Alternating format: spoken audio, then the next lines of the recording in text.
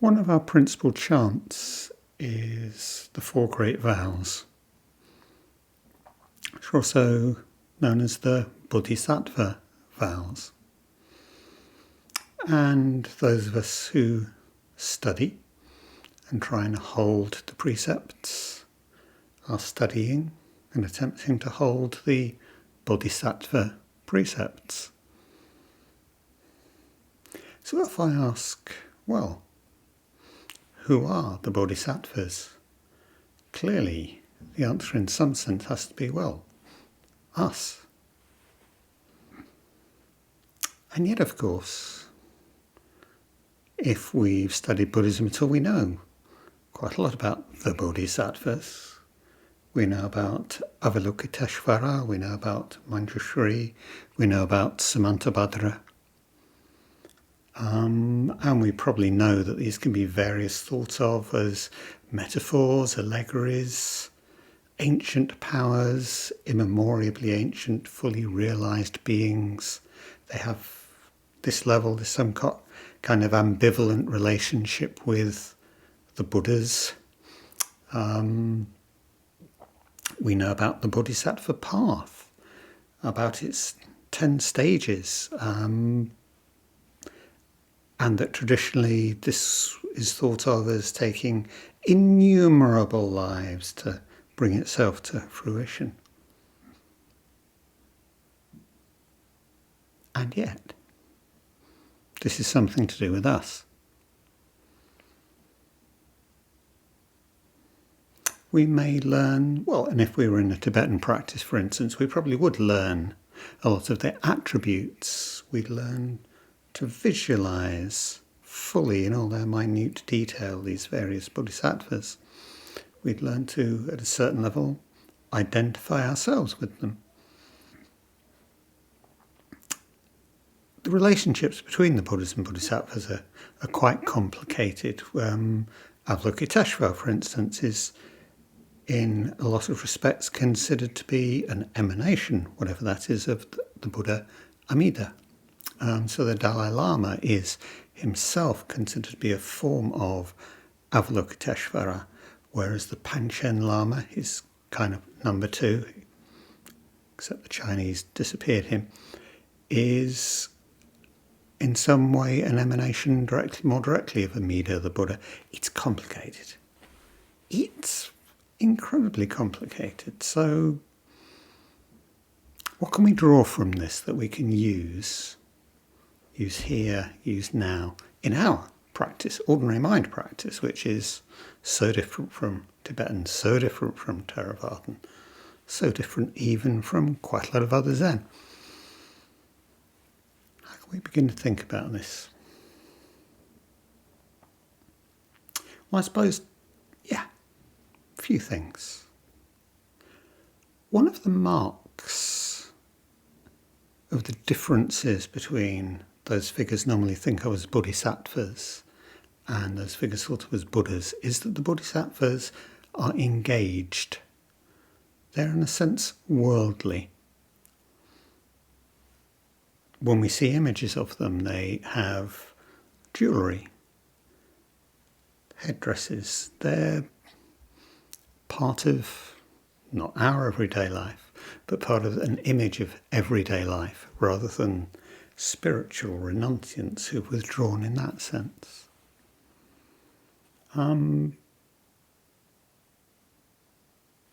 They're part of, and this is really where the engagement with the world really becomes important, they're part of what we think of as the Mahayana, this second, later, around the first couple of centuries of the Common Era, turning outwards towards the world of what has basically been a fairly inward renunciation as a withdrawing from the world, a drawing inward.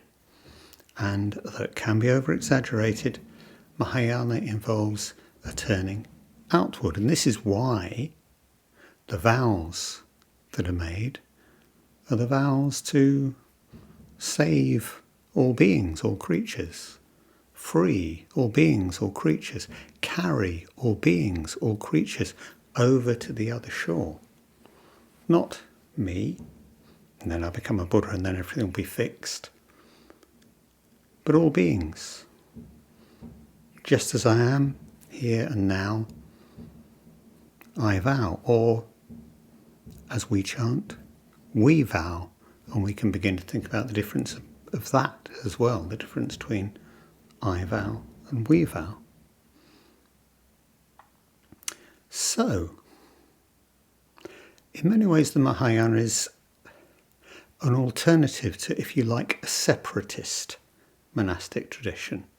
It's not that it's anti-monastic, it's not that it's strictly lay, although the first, and again completely mythical in our sense, Bodhisattva that comes into the sutra tradition is Vimalakirti, the layman Vimalakirti, not a monk, and what this means for the whole tradition. In which sense he's our guy, part of the lay tradition, not the monastic. And these movements, these tendencies are important. Still, saving all beings, freeing all beings, carrying all beings across to the other shore. Madness, what a mad vow to make. How could we possibly affirm, aspire, vow to do something so stupid, or the attempt of which is so stupid, so infinitely doomed to failure? Or is it? We can treat this itself as a koan. Why would I vow to do the impossible? And in a sense that's fair, but some koans, the point of them is their insolubility.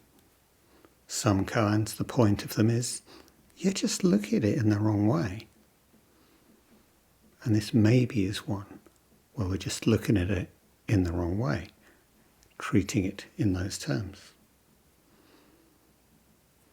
So let's think this through a little bit more. A couple of the classic sources for the whole way of thinking about the Bodhisattva tradition. The Flower Ornament Sutra. Wonderful book. Immense, intricate descriptions of Bodhisattva practice. Innumerable lists of Bodhisattvas. It's about, nearly 1,500 pages in Cleary's translation. Or of course, Bodhisattvas figure hugely in the Lotus Sutra. One we don't tend to engage with that much in Zen, but fantastically important within the Mahayana Asian tradition. You cannot overstate its central importance. Again, centrally concerned with Bodhisattvas and the Bodhisattva path. And again, we get these wonderful lists, and maybe I marked the page and maybe I didn't.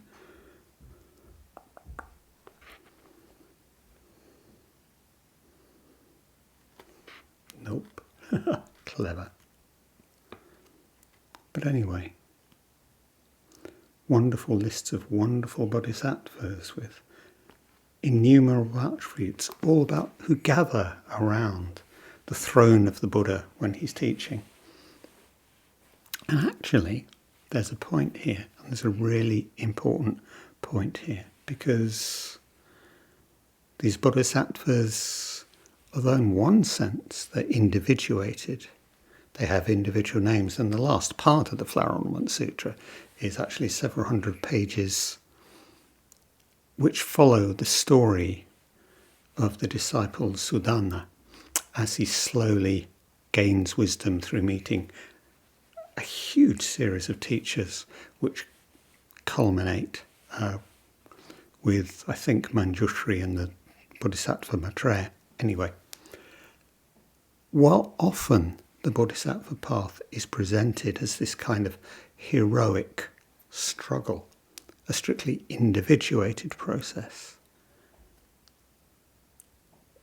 the other side of that, which is less commented on, is the way that the Bodhisattvas, they don't just turn up in ones and twos. They turn up in innumerable myriads. They turn up in numbers, as the saying goes, as numerous as the grains of sand in the Ganges. They rise up out of the ground in multitudes. And in this multiplicity, in this copiousness, there is the real teaching of the nature of the Bodhisattva. We've already talked about previous evenings Avalokiteshvara canon with 1,000 arms. 1,000 arms because two won't do it. There are so many suffering beings. There is so much suffering in the world. You need 1,000, you need so many more than 1,000 arms. You need innumerable bodhisattvas to do this work. And in the pictures which the Flower Ornament Sutra and the Lotus Sutra paint, this happens across infinite numbers of worlds, across infinite numbers of universes, throughout immemorial time stretching into the past and the future. And again, here there is a very powerful teaching about this multiplicity, about this copiousness, about the way that it involves everything and everyone, everywhere. I think the really significant point about this is that actually, finally, and you can find so many pointers to this within the tradition, the bodhisattvas are all beings. You find the demons in hell talked about in terms of generous and compassionate bodhisattvas teaching the beings in hell. You find, we'll go on to that actually. Let's just spool back for a minute. Thich Nhat Hanh, one of my favourite teachers and one of my favourite sayings, which I keep reiterating over and over again, because if you allow it to, it just unfolds. What is Buddhism made of? Buddhism is made of entirely non-Buddhist elements. It's made up of the world. It couldn't not be, because things are not separate. Okay. We have a very interesting contrast here with, say, the nature of the Catholic saint, because bodhisattvas are often talked about in kind of, oh yes, they're Buddhist saints. Within the Catholic tradition, obviously the criteria for being a saint are very specific and very tight. Start off, obviously, have to be a Catholic. You also have to perform miracles because people pray to you and invoke your help. The Buddhist tradition has always been much wider in its appreciation of the idea of bodhisattva work. So while it would be, and I remember a wonderful debate programme on the radio with the presenter saying, but surely you must consider, Mr. Catholic priest, you must consider Gandhi, Nelson Mandela. These must be saints, surely. Well, no, they're not Catholics. People don't pray to them. They don't perform miracles. Just end of story. But we can, and we do, think of them as powerful bodhisattvas offering powerful teaching about non-separation. None of these figures, Mandela, King, Gandhi, were in any way perfect human beings. They were all flawed, very normal, exceptional, but also normal human beings. But actually, it was because of their normality, because of their actual, genuine, complex, rich humanity, because of their vulnerability, that they were able to offer such teachings, that they were able to offer their own vulnerability, their own empathy, and arouse that response in so many other people. In that way that they became bodhisattvas, offer their teaching. But we can take this argument much further. And again, this is totally traditional within Buddhism, the manual, the book about the Bodhisattva path, Shantideva's Bodhicharyavatara, the guide to the Bodhisattva path. It's this little verse which I don't know, it's just so wonderful. What is the Bodhisattva? May I be the medicine and the physician for the sick. May I be an inexhaustible treasury for the destitute. May I become food and drink in times of famine. May I be a protector for those who have no protection, a guide for travellers, and a boat, a bridge, and a ship for those who wish to cross over. May I be a lamp for those who seek light. And actually within the tradition, we can look, well, what a lovely poetic metaphor. But actually these are meant literally as well, because boats, lamps, bridges, and in actual fact building bridges was one of the great Buddhist acts which as an emperor in China you could perform. All of these are in our terms sentient beings, creatures. All of these are bodhisattvas offering teaching. Let's just think about that for a minute. Our pets. I'm completely serious here. Our pets. What kind of teachings do they offer us? Infinite, sustained. Our houseplants. Absolutely serious here too. The opportunities for care, the opportunities for relationship, the opportunities for understanding, relationship, sharing. This is real, and we can come back and we say, yes. Give an elderly person in care a houseplant, their mental health improves, their life expectancy improves. You can prove it, it's science. Yeah, but beyond even that, this is teaching. This is the houseplant offering us teaching, the pet offers us teaching. Those of us who are parents, how much teaching do our children offer us? Infinitely and always, because it's all relationship. Because this is always all about relationship. A new child is born into a family. Everything adjusts. All the relationships have to shift and adjust. The new baby offers teaching from before it comes out the womb.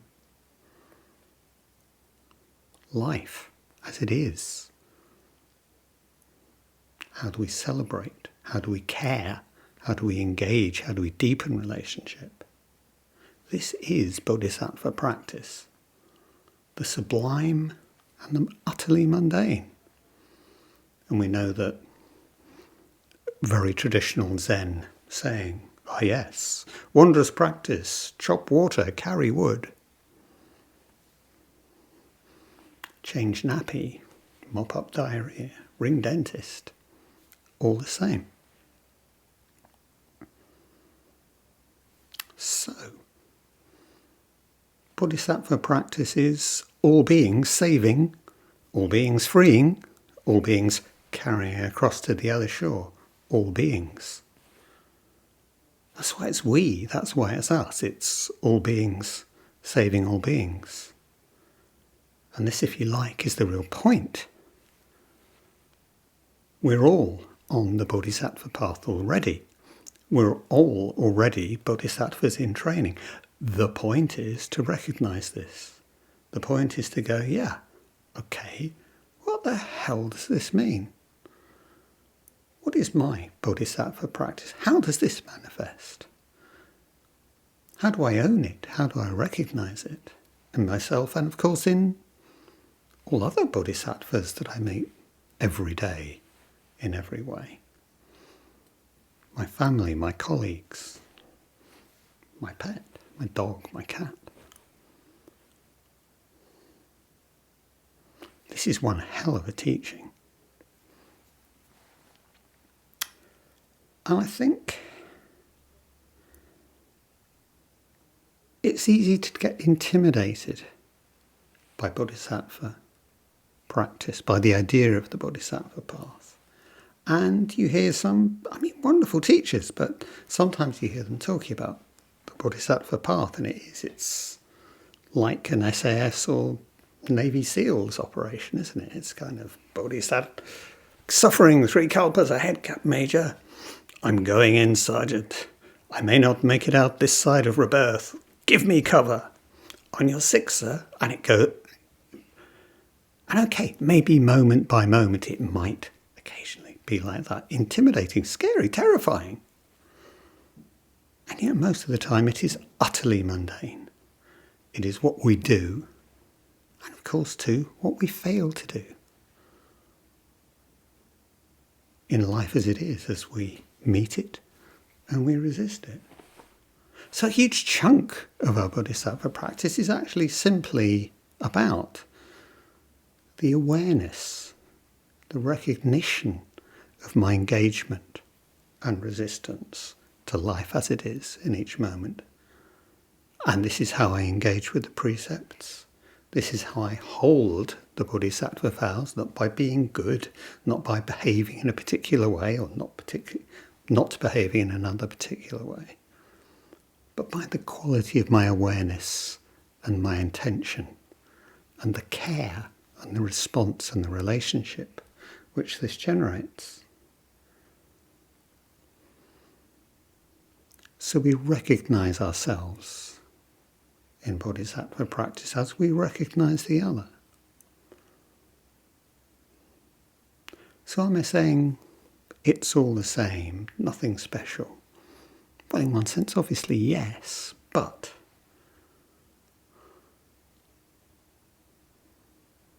it's not same, not different, and not separate.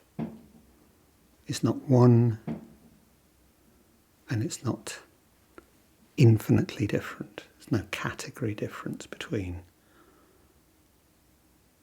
ourselves as a manifestation of canon or whatever. We vow in a world of impermanence. We vow in a world of interbeing. And in that world of impermanence and interbeing, our vulnerability, our very humanness, turns out to be our superpower. We stand alongside each other in relationship, in sameness and otherness, in caring. Hence, we vow to carry over, to save, to free all beings. And of course that the character, the kanji, in that first vow that comes at the end, this untranslatable saving, freeing, ferrying over. Although it's pronounced do in our chant, it's actually the character for paramita, for perfections of Buddhist practice.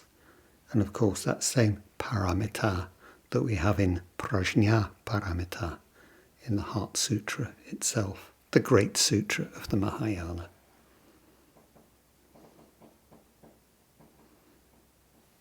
Bodhisattvas, you, me, all of us, we together,